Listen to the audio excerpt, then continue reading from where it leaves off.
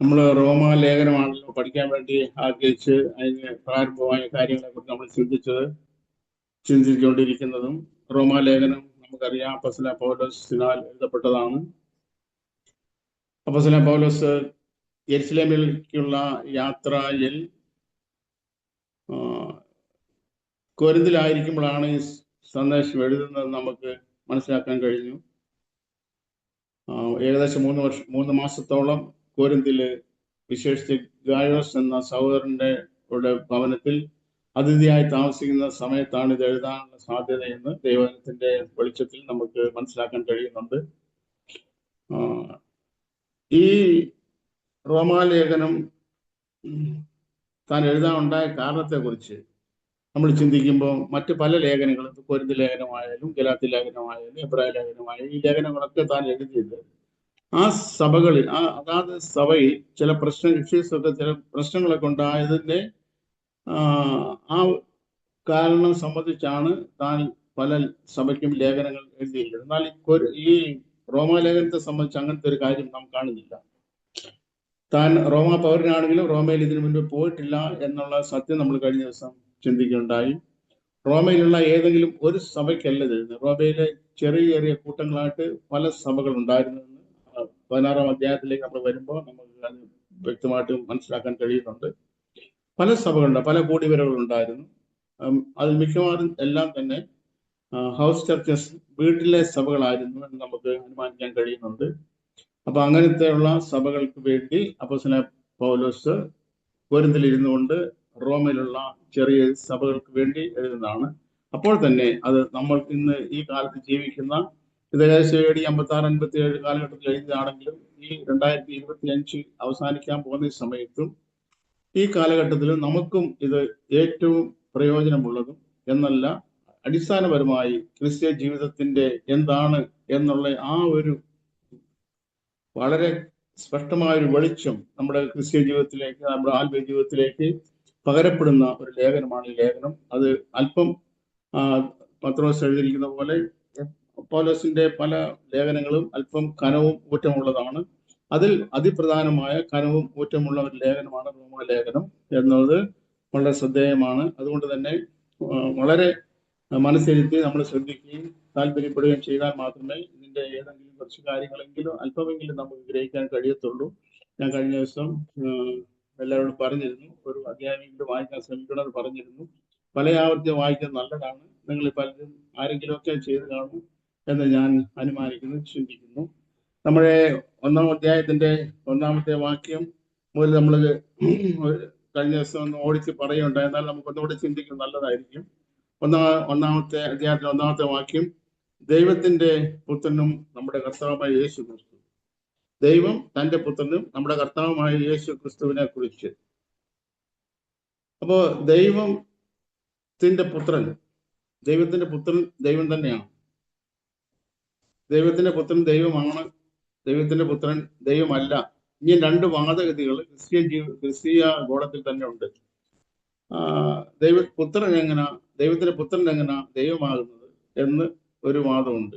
എന്നാൽ ദൈവത്തിന്റെ പുത്രൻ ദൈവമാണ്. അതിന്റെ അനേക വാക്യങ്ങളുണ്ട്. അതിൽ ഒരു വാക്യം മാത്രം നമ്മൾക്ക് ഈ പ്രാരംഭമായി നമ്മുടെ ശ്രദ്ധയിൽപ്പെടുത്താൻ താല്പര്യപ്പെടുന്നു. യോഹന്നാന്റെ സുവിശേഷം 5-ാം അധ്യായത്തിന്റെ 18-ാമത്തെ വാക്യത്തിൽ ഇങ്ങനെ രേഖപ്പെടുത്തിയിരിക്കുന്നു.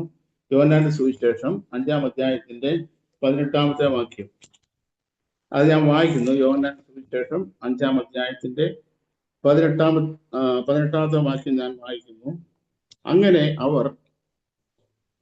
അങ്ങനെ അവൻ ശബത്തിനെ ലംഘിച്ചുകൊണ്ട് മാത്രമല്ല, ദൈവം സ്വന്തം പിതാവ് എന്ന് പറഞ്ഞു തന്നെത്താൻ ദൈവത്തോട് സമമാക്കിയത് കൊണ്ടും യഹൂദന്മാർ അവനെ കൊല്ലുവാൻ അധികമായി ശ്രമിച്ചു പോന്നു.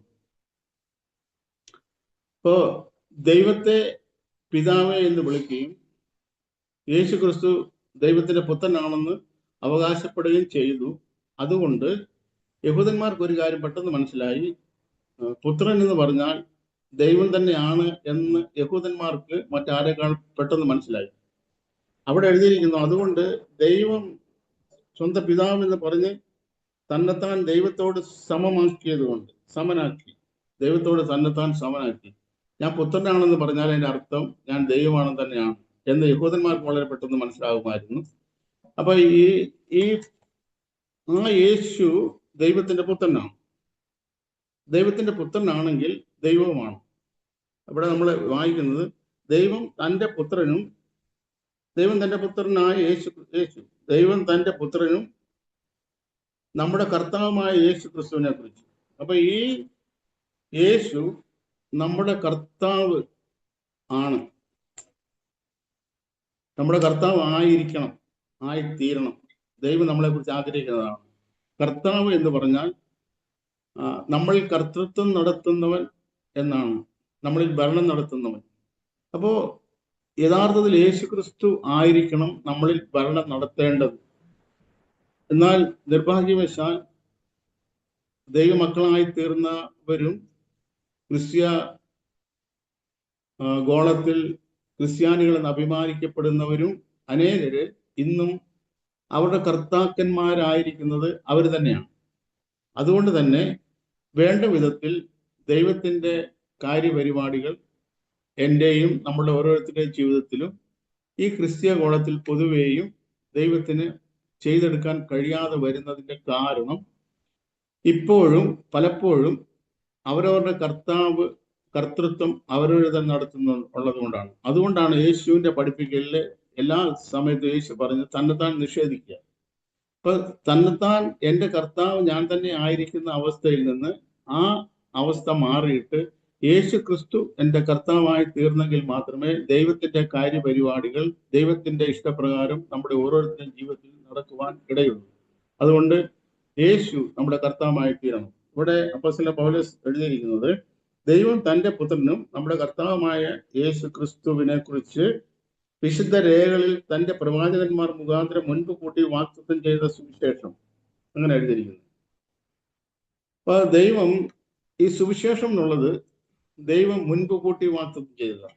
ആ മുൻപ് കൂട്ടി എന്ന് പറയുമ്പോൾ അത് മനുഷ്യന്റെ സൃഷ്ടിക്ക് ശേഷം ദൈവം ക്രമപ്പെടുത്തിയ ഒരു കാര്യപരിപാടിയല്ല സുവിശേഷം അഥവാ മനുഷ്യന്റെ രക്ഷ എന്നുള്ളത്. നേരെ മറിച്ച് അത് തീമോഥെയോസിന്റെ ലേഖനത്തിൽ വായിക്കുന്ന സകല കാലത്തിന് മുൻപേ ആണ് ദൈവം ഈ കാര്യങ്ങൾ ചിട്ടപ്പെടുത്തിയിരുന്നത്, ഇത് ക്രമീകരിച്ചിരുന്നത്. അപ്പോ ഇവിടെ പറഞ്ഞിരിക്കുന്നത് പ്രവാചകന്മാർ മുഖാന്തരം വാഗ്ദത്തം ചെയ്ത സുവിശേഷം. ഇപ്പൊ പ്രവാചകന്മാർ ഇത് പറഞ്ഞു, അതുകൊണ്ട് ഇത് സുവിശേഷമായി തീർന്നു എന്നോ, അല്ലെങ്കിൽ പ്രവാചകന്മാർ പറഞ്ഞത് കൊണ്ടാണ് ഇതിങ്ങനായി തീർന്നതെന്നല്ല. നേരെ മറിച്ച് ദൈവത്തിന്റെ ഹൃദയത്തിൽ സകല കാലത്തിന് മുൻപേ ഉണ്ടായിരുന്ന ആ ദൈവ നിർണയം, ആ നിശ്ചയം, പ്രവാചകന്മാര് ദൈവാത്മാവിൽ ദൈവത്തിന്റെ ഹൃദയത്തിന്റെ താല്പര്യങ്ങൾ ആരാഞ്ഞ് മനസ്സിലാക്കി അത് വിശുദ്ധ രേഖകളിൽ ലേഖനം ചെയ്തു എന്നാണ് ഈ പറഞ്ഞിട്ട് താല്പര്യം. അപ്പൊ അങ്ങനെ വിശുദ്ധ രേഖകളിൽ എഴുതിയിരുന്ന വാഗ്ദത്തം ചെയ്ത സുവിശേഷത്തിനായി വേർതിരിച്ച് വിളിക്കപ്പെട്ട അപ്പോസ്തലനും അപ്പൊ ആ സുവിശേഷത്തിനായി ദൈവം സകല കാലത്തിന് മുൻപേ പ്ലാൻ ചെയ്തിരുന്ന തിരുഹിതത്തിലെ ആ കാര്യപരിപാടിക്ക് വേണ്ടി വേർതിരിച്ച് വിളിക്കപ്പെട്ട അപ്പോസ്തലനാണ് ഈ പൗലോസ് അപ്പോസ്തലൻ എന്നാണ് താൻ അവകാശപ്പെടുന്നത്. അപ്പൊ ഇത് സകല കാലത്തിന് മുൻപേ തന്നെ ഇതിനു വേണ്ടി ദൈവം വേർതിരിച്ചിരുന്നു. നമ്മെ ഓരോരുത്തരെയും ദൈവം തിരഞ്ഞെടുത്തിരിക്കുന്നത് ഈ അന്ത്യകാലത്തിലല്ല, നേരെ മറിച്ച് സകല കാലത്തിന് മുൻപേയാണ്. സകല കാലത്തിന് മുൻപേ ദൈവം നമ്മളെ ഓരോരുത്തരെയും തിരഞ്ഞെടുത്തിരുന്നു. ആ തിരഞ്ഞെടുപ്പിൻ പ്രകാരമുള്ള ഒരു വിളി നമ്മുടെ മേൽ ഈ കാലത്ത് വീണു എന്നുള്ള സത്യമായിരിക്കെ തന്നെ നമ്മളെ ദൈവം തിരഞ്ഞെടുത്തത് സകല കാലത്തിന് മുൻപേയാണ്. സകല സൃഷ്ടിക്ക് മുൻപേയാണ് ദൈവം നമ്മളെ തിരഞ്ഞെടുത്തിരിക്കുന്നത്. അപ്പോൾ അങ്ങനെ വേർതിരിച്ച് വിളിക്കപ്പെട്ട അപ്പോസ്തലനും, അപ്പൊ സുവിശേഷത്തിനായി വേർതിരിച്ച് വിളിക്കപ്പെട്ട അപ്പോസ്തലൻ, സുവിശേഷത്തിന് വേണ്ടി വേർതിരിക്കപ്പെട്ടവരുണ്ട്, സുവിശേഷത്താൽ വേർതിരിക്കപ്പെട്ടവരുണ്ട്. ഇത് നമ്മൾ കഴിഞ്ഞ ദിവസം ചിന്തിക്കുണ്ടായി. അപ്പൊ സുവിശേഷത്താൽ വേർതിരിക്കപ്പെട്ടവനല്ല, സുവിശേഷത്തിന് വേണ്ടി വേർതിരിക്കപ്പെട്ടവനാണ് അപ്പോസ്തലൻ പൗലോസ്. അസിനുമായ പൗലോസ് റോമയിൽ ദൈവത്തിന് പ്രിയരും വിളിക്കപ്പെട്ട വിശുദ്ധന്മാരുമായ എല്ലാവർക്കും എഴുതുന്നത്, നമ്മുടെ പിതാവായ ദൈവത്തിൽ നിന്നും കർത്താവായ യേശു ക്രിസ്തുവിൽ നിന്നും നിങ്ങൾക്ക് കൃപയും സമാധാനവും ഉണ്ടാകട്ടെ. അപ്പോ യേശുക്രിസ്തു ഉയർത്തെഴുന്നേറ്റ ശേഷം ശിഷ്യന്മാർ പ്രത്യക്ഷമായ സമയത്തും മിക്ക സമയങ്ങളിലും ശിഷ്യന്മാരോട് പറയുന്നൊരു കാര്യമുണ്ട്, നിങ്ങൾക്ക് സമാധാനം. അപ്പൊ ഈ സമാധാനം എന്നുള്ളത് ക്രിസ്ത്യ ജീവിതത്തിന്റെ ഒരു ആണിക്കല്ലായിട്ട് നമ്മൾ മനസ്സിലാക്കിയാൽ തീരും. സമാധാനം എന്ന് പറയുന്നത് ലോകം കൊടുക്കുന്ന സമാധാനമുണ്ട്. യേശു കർത്താവ് തന്നെ പറയുന്നുണ്ടായി, ലോകം തരുന്ന സമാധാനമല്ല യേശു തരുന്ന സമാധാനം. ലോകം സമാധാനം കൊടുക്കാറുണ്ട്. ആ ലോകം കൊടുക്കുന്ന സമാധാനം ഒരു വ്യക്തിയുടെ ജീവിതത്തിൽ അവന്റെ താല്പര്യമനുസരിച്ച്, അവന്റെ ഹൃദയത്തിന്റെ വാഞ്ച അനുസരിച്ച് കാര്യങ്ങളെല്ലാം അനുകൂലമായി പോകുന്നെങ്കിൽ ഒരു സമാധാനം അവന്റെ ഹൃദയത്തിൽ ഉണ്ടാകാൻ സാധ്യതയുണ്ട്. അത് ഈ ലോകം കൊടുക്കുന്ന സമാധാനമാണ്.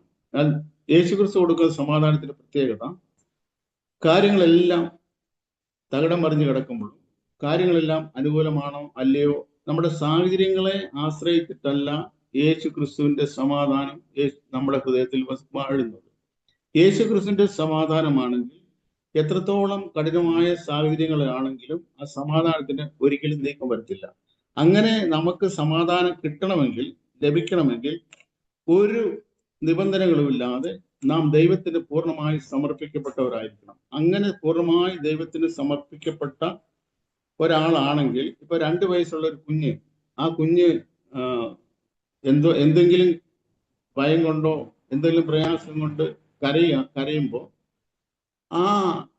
അവന്റെ അമ്മ അവനെ കോരി മാറോട് ചേർത്തണയ്ക്കുവാണെങ്കിൽ അവന്റെ വലിയ സമാധാനം കുഞ്ഞിന് കിട്ടാറുണ്ട്. അതിന് കാരണം ആ അമ്മയിൽ അവനൊരു ആശ്വാസം കണ്ടെത്തുന്നുണ്ട്. എന്നതുപോലെ സാഹചര്യങ്ങളെല്ലാം എങ്ങനെല്ലാം ആയിരുന്നാലും ആ ദൈവികമായ സമാധാനം, യേശു ക്രിസ്തു തരുന്ന സമാധാനത്തിന് ഒരിക്കലും മാറ്റം വരാൻ ഇടയില്ല. അത് സാഹചര്യങ്ങളെ അനുസരിച്ചുള്ള സമാധാനമല്ല, നേരെ മറിച്ച് യേശു ക്രിസ്തുവിന്റെ സാമീപ്യത്താൽ നമുക്ക് ലഭിക്കുന്ന സമാധാനമാണ്. അങ്ങനെയുള്ള സമാധാനം തരാനാണ് കർത്താവ് എല്ലാ സമയത്തും നമ്മളെ കുറിച്ച് താല്പര്യപ്പെടുന്നത്. അങ്ങനെ സമാധാനത്താൽ നാം നിറയപ്പെട്ടവരായി തീരണം. അങ്ങനെ നിറയപ്പെടണമെങ്കിൽ ഒരു വ്യവസ്ഥകളുമില്ലാതെ നാം പൂർണ്ണമായി ദൈവത്തിന് ഏൽപ്പിക്കപ്പെട്ടവരായിരിക്കണം. എങ്കിൽ മാത്രമേ ആ സമാധാനത്തിൽ നിലനിൽക്കാനും സമാധാനം നമുക്ക് ലഭിക്കത്തുള്ളൂ. അടുത്ത എഴുതിയിരിക്കുന്നത് 5-ാമത്തെ വാക്യമാണ്. ജഡ സംബന്ധിച്ച് ദാവീദിന്റെ സന്തതിയിൽ നിന്ന് ജനിക്കുകയും മരിച്ചിട്ട് ഉയർത്തെഴുന്നേൽക്കിയാൽ വിശുദ്ധിയുടെ ആത്മാവ് സംബന്ധിച്ച് ദൈവപുത്രൻ എന്ന് ശക്തിയോടെ നിർണയിക്കപ്പെടുകയും ചെയ്തവനാൽ. 5-ാം വാക്യം തുടങ്ങുന്നത് ജഡ സംബന്ധിച്ച് ദാവീദിന്റെ സന്തതിയിൽ നിന്ന് ജനിക്കുകയും. അപ്പോൾ ജഡ സംബന്ധിച്ച് ദാവീദിന്റെ സന്തതിയിൽ ജനിച്ചു.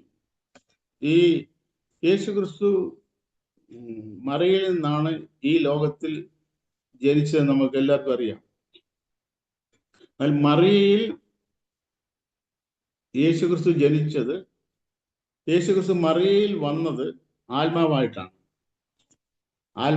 അത്യുന്നതിന്റെ ശക്തി നിന്റെ മേൽ നിഴലിടും.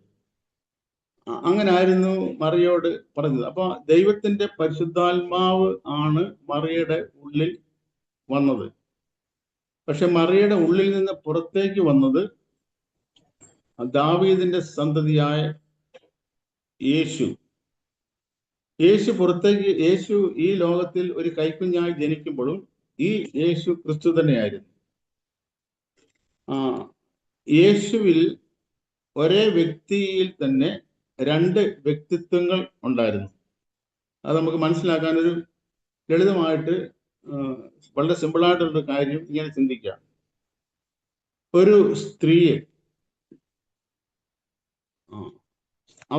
എല്ലാ സ്ത്രീകൾക്കും സ്ത്രീത്വം ഉണ്ട്. സ്ത്രീയുടെ എല്ലാ സ്വഭാവ വിശേഷങ്ങളും എല്ലാ സ്ത്രീകൾക്കും ഉണ്ട്. അത് നമുക്ക് സ്ത്രീത്വം എന്ന് വേണമെങ്കിൽ പറയാം. അപ്പൊ ആ സ്ത്രീയെ ഒരു മാതാവായി എന്ന് സങ്കല്പിക്കുക.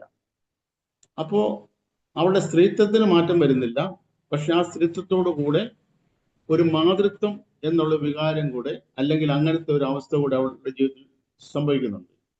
സ്ത്രീ ആയിരിക്കുമ്പോൾ തന്നെ സ്ത്രീത്വമുണ്ട്, അപ്പോൾ തന്നെ ഒരു മാതൃത്വമുണ്ട്. ഇപ്പം ഈ അമ്മയായിരിക്കുന്ന സ്ത്രീയെ സംബന്ധിച്ചിടത്തോളം അവളെ സ്ത്രീ ആയിരിക്കുമ്പോൾ തന്നെ സ്ത്രീയാണ്, അതിനൊരു മാറ്റമില്ല. അപ്പോൾ തന്നെ അവളൊരു മാതാവുമാണ്, ഒരു മാതൃത്വമുണ്ട്. അപ്പോൾ ഒരു സ്ത്രീത്വവും മാതൃത്വവും ഒരുമിച്ച് ഒരു വ്യക്തിയിൽ കുടികൊള്ളുന്നത് പോലെ വളരെ ലളിതമായ ഒരു കാര്യമാണ്. അങ്ങനെ നമുക്ക് കമ്പയർ ചെയ്യാൻ യേശുക്രിസ്തുവും കാര്യത്തിൽ കമ്പയർ ചെയ്യാൻ പ്രയാസമുണ്ടെങ്കിലും നമുക്ക് വളരെ ലളിതമായി മനസ്സിലാകാൻ വേണ്ടി ഒരു കാര്യം പറഞ്ഞതേ ഉള്ളൂ. എന്നതുപോലെ ഒരു സ്ത്രീയിൽ സ്ത്രീത്വവും മാതൃത്വവും ഒരുമിച്ച് നിൽക്കുന്നത് പോലെ യേശു എന്ന രക്ഷിതാവ് ലോകത്തിൽ പിറന്നപ്പോൾ ആ യേശു ദാവീദിന്റെ സന്തതിയായിട്ടാണ് ഈ ലോകത്തിൽ വന്നത്. പിന്തുടർച്ച പ്രകാരം യേശു ദാവീദിന്റെ ആ വംശത്തിൽ ദാവീദിന്റെ പിന്തുടർച്ചയിൽ വന്നു. എന്നാൽ ദാവീദിന്റെ പിന്തുടർച്ചയിൽ ജനിച്ച മറിയയിൽ നിന്ന് വന്ന ഈ യേശു അപ്പോൾ തന്നെ ദൈവത്തിന്റെ പുത്രനായ ക്രിസ്തുവുമാണ്. ഈ രണ്ട് കാര്യവും ഒരേ വ്യക്തിയിൽ എല്ലാ സമയത്തും ഉണ്ടായിരുന്നു. എന്നാൽ ഒരു പ്രത്യേകത മാത്രം അതിനുള്ളത്, യേശു ക്രിസ്തു ദൈവമായിരിക്കെ ദൈവമായിട്ടല്ല, ദൈവത്തോടുള്ള സമത്വം മുറുകെ പിടിക്കണമെന്ന് വിചാരിച്ചല്ല, അതെല്ലാം അവിടെ സ്വർഗത്തിൽ വെച്ചിട്ടാണ് യേശു ക്രിസ്തു ഈ ഭൂമിയിലേക്ക് വന്നത്. യേശു ക്രിസ്തു ഈ ഭൂമിയിൽ സഞ്ചരിച്ച എല്ലാ സമയത്തും 33 വയസ്സ് വരെയും യേശു ക്രിസ്തു ദാവീദിന്റെ സന്തതിയായിരുന്നു. അപ്പോൾ തന്നെ ദൈവത്തിന്റെ പുത്രനുമായിരുന്നു. എന്നാൽ ദൈവത്തിന്റെ പുത്രനായ ക്രിസ്തു ഒരിക്കലും ദൈവത്വം തൻ്റെ ജീവിതത്തിന് വേണ്ടി, സ്വയം കാര്യത്തിന് വേണ്ടി ദൈവത്വം ഉപയോഗിച്ചിരുന്നില്ല. അപൂർവ സന്ദർഭങ്ങളിൽ ദൈവത്വം യേശു ക്രിസ്തു ഉപയോഗിച്ചു. അത് തനിക്ക് വേണ്ടി ആയിരുന്നില്ല, നേരെ മറിച്ച് നമ്മളെപ്പോലുള്ള മറ്റ് ആളുകൾക്ക് വേണ്ടിയായിരുന്നു. ഇപ്പൊ യേശു ക്രിസ്തു ഈ ഭൂമിയിൽ വന്നപ്പോൾ ഒരേ സമയത്ത് ദാവീദിന്റെ സന്തതിയായിരുന്നു, അപ്പോൾ തന്നെ ദൈവത്തിന്റെ പുത്രനുമായിരുന്നു, അഥവാ ദൈവം തന്നെയായിരുന്നു. അപ്പൊ അങ്ങനെയുള്ള ദാവീദിന്റെ സന്തതിയിൽ നിന്ന് ജനിക്കുകയും മരിച്ചിട്ട് ഉയർത്തെഴുന്നേൽക്കിയാൽ വിശുദ്ധിയുടെ ആത്മാവ് സംബന്ധിച്ച് ദൈവപുത്രൻ എന്ന ശക്തിയോടെ നിർണയിക്കപ്പെടുകയും ചെയ്തിരിക്കുന്നവനാൽ അല്ലോ ഞങ്ങൾ അവൻ. അപ്പോ യേശു ക്രിസ്തു ഉയർത്തെഴുന്നേറ്റത് കൊണ്ടാണ് ദൈവപുത്രൻ എന്ന് നിർണയിക്കപ്പെട്ടത്. പിശാച് യേശുവിനോട് പറഞ്ഞായിരുന്നു, നീ ദൈവത്തിന്റെ പുത്രനാണല്ലോ, ഈ കല്ലിനോട് അപ്പമായി തീരാൻ പറഞ്ഞായിരുന്നു. അപ്പോ കല്ലിനെ അപ്പമാക്കി തീർത്തുകൊണ്ടല്ല യേശു ക്രിസ്തു ദൈവപുത്രനാണെന്ന് നിർണയിക്കപ്പെടാൻ ദൈവം ആഗ്രഹിച്ചത്.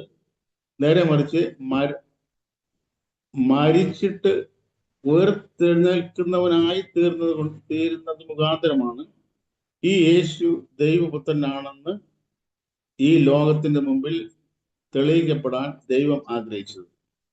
അത്ഭുതങ്ങൾ ചെയ്തതുകൊണ്ട് അല്ലെങ്കിൽ അടയാളങ്ങൾ ചെയ്തതുകൊണ്ട് ദൈവപുത്രനാണ് എന്ന് പ്രത്യക്ഷത്തിൽ തോന്നുമെങ്കിലും അല്പം കൂടെ നമ്മൾ ചിന്തിച്ചു കഴിഞ്ഞാൽ നമുക്കത് അങ്ങനെ അംഗീകരിക്കാൻ പ്രയാസം ഉണ്ട്. കാരണം യേശു ക്രിസ്തു ചെയ്തതുപോലെ പല അത്ഭുതങ്ങളും ചെയ്ത പല മനുഷ്യരും പഴയ പ്രമാണത്തിലും പുതിയ പ്രമാണത്തിലും ഉണ്ടായിരുന്നു. എന്നാൽ അതുപോലെ അത്ഭുതം ചെയ്തു എന്ന ഏക കാരണത്താൽ യേശു ക്രിസ്തു ദൈവത്തിന്റെ പുത്രനായ ക്രിസ്തുവാണ്, അഥവാ ദൈവമാണെന്ന് നമുക്ക് ഒരിക്കലും അംഗീകരിക്കാൻ ബുദ്ധിമുട്ടുണ്ടാവും, നമുക്ക് പറ്റത്തില്ല. എന്നാൽ ഇവിടെ പറയുന്നത് അങ്ങനല്ല. മരിച്ചിട്ട് ഉയർത്തെഴുന്നേറ്റിരിക്കിയാൽ അതാണ് ദൈവപുത്രനാണ് എന്നുള്ളതിന്റെ പ്രഥമമായ ഒരു തെളിവായിട്ട്, ഒരു കാര്യമായിട്ട് അപ്പോസ്തലൻ പൗലോസ് ഇവിടെ എഴുതിയിരിക്കുന്നത്. മരിച്ചിട്ട് ഉയർത്തെഴുന്നേറ്റു. ഈ അത്ഭുതം ചെയ്ത അനേകരുണ്ട്, എന്നാൽ അവരാരും മരിച്ചിട്ട് ഉയർത്തെഴുന്നേൽക്കാൻ കഴിയത്തുമില്ല. കാരണം ആത്മാവിന്റെ മേൽ അധികാരമുള്ളവൻ ദൈവം മാത്രമേ ഉള്ളൂ. അതുകൊണ്ട് ഈ മരിച്ചിട്ട് ഉയർത്തെഴുന്നേൽക്കുക വഴിയാണ് ദൈവപുത്രനാണെന്ന് ശക്തിയോടെ നിർണയിക്കപ്പെട്ടത്. അങ്ങനെ ശക്തിയോടെ നിർണയിക്കപ്പെടുകയും ചെയ്തിരിക്കുന്നവരാലോ ഞങ്ങൾ അവന്റെ നാമത്തിനായി സകല ജാതികളുടെ ഇടയിൽ വിശ്വാസത്തിന് അനുസരണം വരുത്തേണ്ടതിന് കൃപയും അപ്പോസ്തലത്വം പ്രാപിച്ചത്. അപ്പോ ഈ അപ്പോസ്തലനായി തീർന്നതിന്റെ കാരണം അവിടെ പറഞ്ഞിരിക്കുന്നത്. എന്തിനു വേണ്ടി ഞാൻ അപ്പോസ്തലനായി തീർന്നു? അപ്പോസ്തലനായി തീർന്നത് സകല ജാതികളുടെയും ഇടയിൽ വിശ്വാസം വരുത്തണം. അത് മാത്രം പോരാ, വിശ്വാസത്തിന് അനുസരണവും വരുത്തണം. അപ്പൊ വിശ്വാസത്തിന് അനുസരണം വരുത്താൻ വേണ്ടിയാണ്, വിശ്വാസം വരുത്താൻ വേണ്ടിയല്ല, വിശ്വാസം വരുത്തുന്നില്ല എന്നല്ല, വിശ്വാസം മാത്രം പോരാ, ആ വിശ്വാസത്തിന്റെ അനുസരണം വേണം. ആ വിശ്വാസത്തിന്റെ അനുസരണം വരുത്താനാണ് ഞങ്ങൾ കൃപയും അപ്പോസ്തലത്വം പ്രാപിച്ചത്. അപ്പോ വിശ്വാസത്തിന് അനുസരണം വരുത്തണമെങ്കിൽ ആരെയാണ് വിശ്വസിക്കുന്നതെന്ന് ഉള്ള ആ ഒരു ഉറപ്പ് നമുക്ക് വേണം. ഇപ്പൊ ഇങ്ങനെ സങ്കല്പിക്കാം, എനിക്ക് നാളെ രാവിലെ ഒരു 10,000 രൂപയുടെ അത്യാവശ്യമുണ്ട്. നീണ്ട വർഷങ്ങളായിട്ട് എൻ്റെ വീട്ടില് ജോലി ചെയ്യുന്ന ഒരു ജോലിക്കാരിയുണ്ട്. വളരെ വിശ്വസ്തയാണ്. ഞങ്ങൾ എവിടെയെങ്കിലും പോകുമ്പോൾ താക്കോലൊക്കെ ആ പുള്ളിക്കാരി ഏൽപ്പിക്കാം. വളരെ വിശ്വസ്തയാണ്. ഒരു കടുകുമണിക്ക് പോലും ഒരു അവിശ്വസ്തത ചെയ്യാറ്. നീണ്ട വർഷങ്ങളായിട്ട് ഞങ്ങൾക്കറിയാം. നല്ല 100% വിശ്വസ്തയാണ്. അപ്പൊ എനിക്ക് 10,000 രൂപയുടെ അത്യാവശ്യം ഉണ്ടെന്ന് ഈ പുള്ളിക്കാരി മനസ്സിലാക്കിയിട്ട് എന്നോട് പറയാം, നാളെ രാവിലെ നേരം വിളിക്കുമ്പോൾ ഞാൻ എവിടെ നിന്നെങ്കിലും 10,000 രൂപ ഉണ്ടാക്കി തരാൻ കേട്ടോ എന്ന് പറഞ്ഞു കഴിഞ്ഞാൽ ഈ പുള്ളിക്കാരി വിശ്വസ്തയാണ്, ഒരു മാറ്റമില്ല. പക്ഷെ വിശ്വസ്തയായതുകൊണ്ട് മാത്രം ഞാൻ അവരെ ആശ്രയിക്കുന്നില്ല. കാരണം അവർക്ക് അതിനുള്ള പ്രാപ്തിയില്ല. അപ്പോ നമുക്ക് ഒരു വാഗ്ദത്തം വിശ്വസിക്കണമെങ്കിൽ വാഗ്ദത്തം ചെയ്തവൻ ആരാണ് എന്നുള്ള അറിവ് പ്രാഥമികമായിട്ട് നിർബന്ധമായി നമുക്ക് വേണം. ആ വാഗ്ദത്തം ചെയ്തവൻ ആരാണെന്ന് അറിഞ്ഞാൽ മാത്രം പോരാ, ആ പറഞ്ഞവന് അത് നിവർത്തിക്കാൻ പ്രാപ്തിയുണ്ടോ എന്ന് നമ്മൾ അറിയണം. അങ്ങനെ അവൻ വിശ്വസ്തനുമാണ്, ആ പറഞ്ഞ് ചെയ്യാനുള്ള കഴിവും അവനുണ്ട് എങ്കിൽ നമ്മളെല്ലാവരും അങ്ങനെയുള്ള ആളുകളെ വിശ്വസിക്കും. ഒന്നാമത് വിശ്വസ്തനായിരിക്കണം, പറഞ്ഞ പോലെ തന്നെ ചെയ്യും, ഒരു മാറ്റവും വരുത്തുന്നില്ല. അപ്പോൾ തന്നെ അതിനുള്ള പ്രാപ്തി കഴിവും അവന് വേണം. അപ്പൊ ഈ 2 കാര്യങ്ങളും ഒരുവൻ ഉണ്ടെങ്കിൽ അവനെ നമുക്ക് വിശ്വസിക്കാം, ആശ്രയിക്കാം. അപ്പൊ ഇവിടെ വിശ്വാസത്തിന് അനുസരണം വരുത്തണം. അപ്പൊ വിശ്വാസം കേൾവിയാലും കേൾവി ക്രിസ്തുവിന്റെ വചനത്താലുമാണ് എന്ന് നമ്മൾ അറിയാം. അപ്പൊ ആ വിശ്വാസത്തിന് അനുസരണം വരുത്തണം. ആ വിശ്വാസത്തിന് അനുസരണം വരുത്തണമെങ്കിൽ ഈ വാഗ്ദത്തം ചെയ്തവൻ എപ്രകാരമുള്ളവനാണ്, എങ്ങനത്തവനാണെന്നുള്ളൊരു ബോധ്യം നമുക്ക് വേണം. ഇപ്പോ അബ്രഹാമിന്റെ ജീവിതം പരിശോധിച്ചാൽ അബ്രഹാമിനോട് ദൈവം പറഞ്ഞായിരുന്നു, സന്തതി ഇല്ലാതിരിക്കെ നിനക്കൊരു സന്തതി ഉണ്ടാവും. ആ സന്തതിയിൽ നിന്ന് ജനിക്കുന്നവൻ ആ ഒരു വാഗ്ദത്ത സന്തതി ജനിക്കും. അവനിൽ ജനിക്കുന്നവനാണ് നിന്റെ സന്തതി വിളിക്കപ്പെടുന്നത് എന്നൊരു വാഗ്ദത്തം അബ്രഹാമിന് കിട്ടി. അത് ഇസ്ഹാക്കിനെ കുറിച്ചായിരുന്നു. പക്ഷെ ആ ഇസ്ഹാക്കിനെ കുറിച്ച് ദൈവം ഇങ്ങനെ പറഞ്ഞു, ഇവനിൽ നിന്നാണ് ഒരു വാഗ്ദത്ത സന്തതി ഇനി ഉണ്ടാകുന്നത്. അപ്പോ ആ ദൈവം പറഞ്ഞ കാര്യം അബ്രഹാം അങ്ങനെ തന്നെ വിശ്വസിച്ചു. പക്ഷെ ആ വിശ്വാസത്തിന്റെ പരിശോധന വന്നു.